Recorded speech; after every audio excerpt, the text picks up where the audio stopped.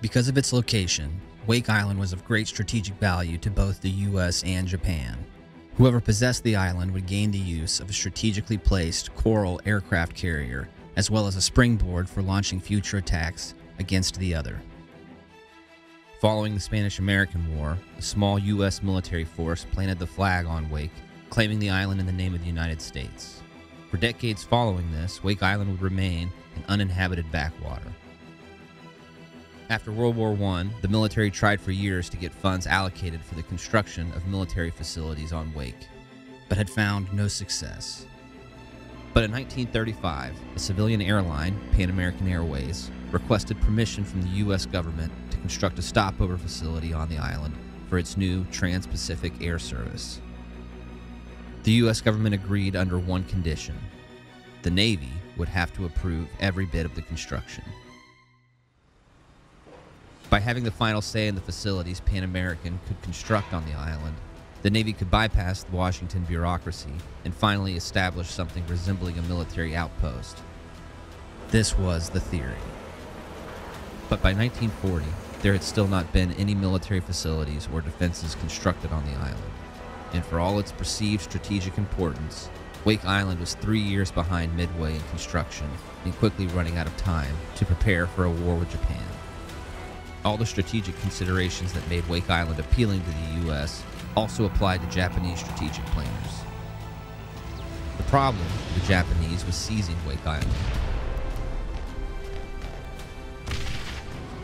Standing in their way would be the United States Marine Corps.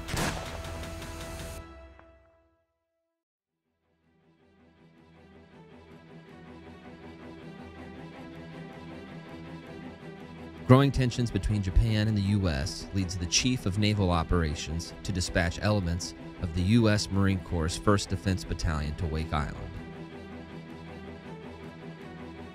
Marine Defense Battalions were specifically created to garrison strategic U.S. territories and possessions that were often remote, isolated places on the map.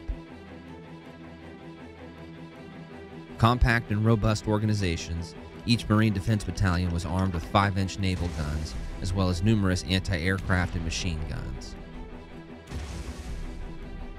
For the 485 officers and Marines that would make up the Wake Island garrison, the task ahead of them was a daunting one.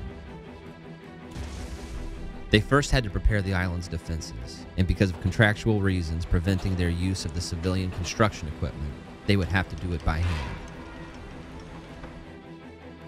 To overcome this handicap, Major James P.S. Devereux, the 1st Marine Defense Battalion Detachment Commander, ordered the Marines to work 12-hour days, 7 days a week. Unfortunately, all the extra effort in the world could not have overcome the Marine Detachment's material and personnel shortages. They only had enough men to man 2 of their 4 3-inch anti-aircraft batteries, only one of which had the gun's complete sight system. The most critical piece of gear the Marines lacked was a radar system, which, without, the defenders would be forced to rely on visually detecting enemy ships approaching Wake. To best defend the island from amphibious assault, Major Devereux deployed his heavy weapons to mutually supported positions. The 5-inch coastal batteries, each containing 2 guns, were positioned at the extreme points of the island. To provide them protection from airborne threats, the 3-inch anti-aircraft batteries were deployed. Additionally, 50 caliber and 30 caliber machine guns were scattered across these sites in key locations on Wake. Communications between these positions and the command element would be done via wire. While secure, wire communications are vulnerable to being cut by enemy operatives or indirect fire. This dangerous vulnerability would eventually play a part in deciding the fate of Wake Island and its defenders.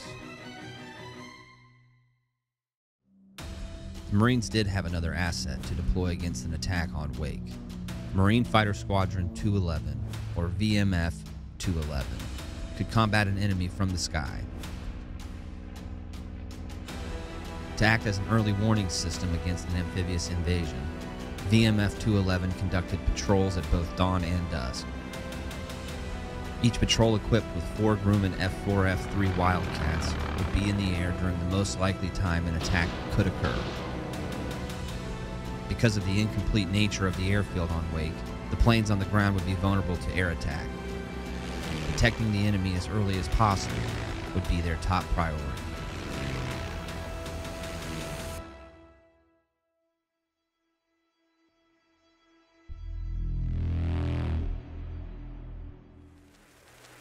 Yesterday, December 7th, 1941, a date which will live in infamy. The United States of America was suddenly and deliberately attacked by naval and air forces of the Empire of Japan. I regret to tell you that very many American lives have been lost. Our people, our territory, and our interests are in grave danger. I ask that the Congress declare a state of war between the United States and the Japanese Empire.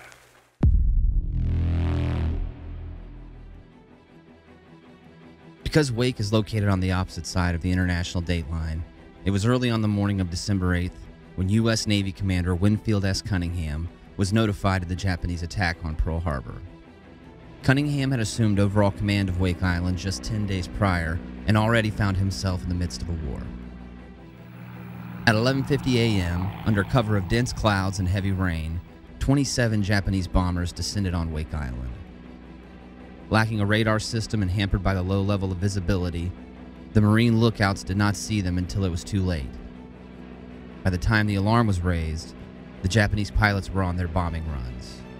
Their principal target was the airfield. In just minutes, one of Wake's greatest defensive assets was practically obliterated. All of VMF 211's Wildcats staged on the airfield had either been destroyed or damaged beyond repair. 23 of the 55 Marine aviation personnel were killed and another 11 were wounded. The 125,000-gallon tanks that held the aircraft's fuel were on fire and on the brink of explosion. But through all of the chaos and carnage, Wake's defenders did experience one piece of good fortune. 4 of VMF 211's Wildcats were out on their morning patrol at the time of the attack. Over the course of the next 3 days, those aircraft would inflict their revenge on the Japanese violently.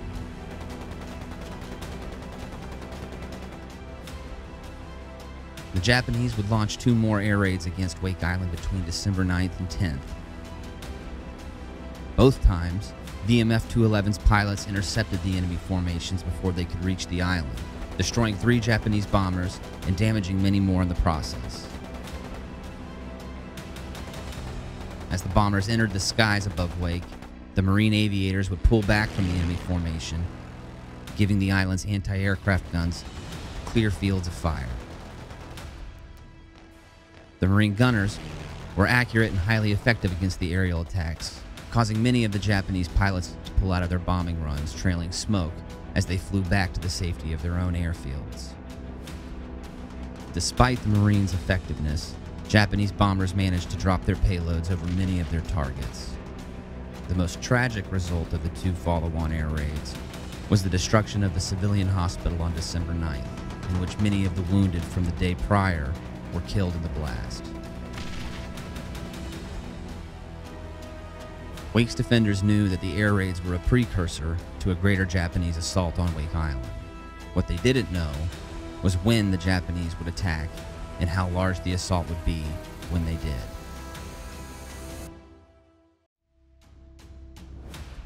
Rear Admiral Kajioka Sadamichi, the commander charged with seizing Wake, departed the Caroline Islands on December 8th, leading a task force to accomplish that objective. The task force consisted of 3 light cruisers, 6 destroyers, 2 submarines, and 4 troop transports. with 450 soldiers from the Special Naval Landing Force, the Japanese equivalent of Marines.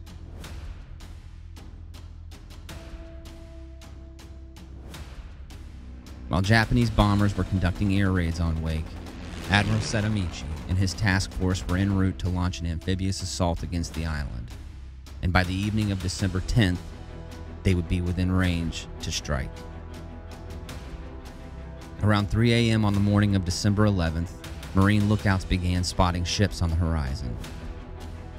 To give the island's defenders the greatest chance of success, Commander Cunningham instructed the Marines to hold their fire until he gave the order to open up on the approaching ships. He knew if they engaged the Japanese ships at great distances, it increased the probability those ships would destroy their guns. So, he would let them get close before engaging. At 5 a.m., the Japanese task force was 8,000 yards south of Peacock Point. It turned west, moving parallel to the island, and opened fire. Massive naval guns raked the entire length of Wake and Wilkes, showering the coastline in a storm of steel and high explosive rounds. With the lack of return fire from the island, the Japanese task force turned to repeat the bombardment, this time moving closer, and still the Marines held their fire, lulling Rear Admiral Inoue into a false sense of security.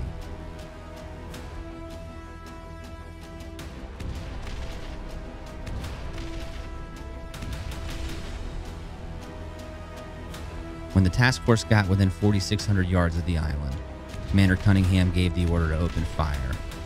The result was devastating for the Japanese. The Yubari, a light cruiser leading the assault, was struck twice by rounds from Battery A's 5-inch guns. The Yubari was damaged so badly that 2 destroyers rushed to her aid, providing a smoke screen so the damaged ship could retreat from the American guns. Lacking a rangefinder, Battery L's 5-inch guns managed to score 2 direct hits on the destroyer Hayate. The ship broke in two and sank in mere minutes. Of the 169 souls on board the Hayate, only 1 was rescued from the sea. Just 2 hours after launching his assault against Wake, Admiral Setamichi ordered a retreat. The crippled task force turned to make the journey back to the Caroline Islands, but the fight was far from over. The Marine aviators of VMF-211 had been searching for possible Japanese aircraft carriers supporting the assault on Wake.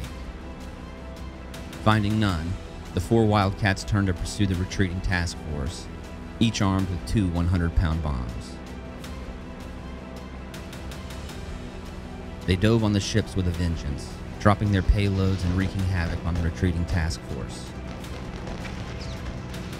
With their ordnance expended, VMF-211 returned to Wake, rearmed, and refueled, then took off again to harass the Japanese ships, a process the pilots of VMF-211 would repeat 10 times over the next 5 hours.